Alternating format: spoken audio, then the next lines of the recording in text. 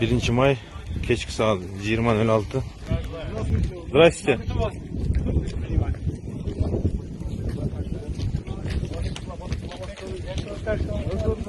Geldinizler, yaxşımı?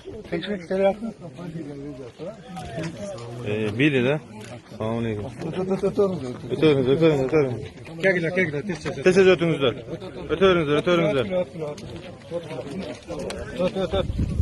Bak bunlar.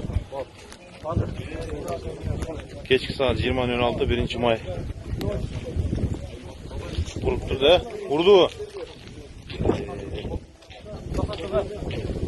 Nasıl kırmızı mı?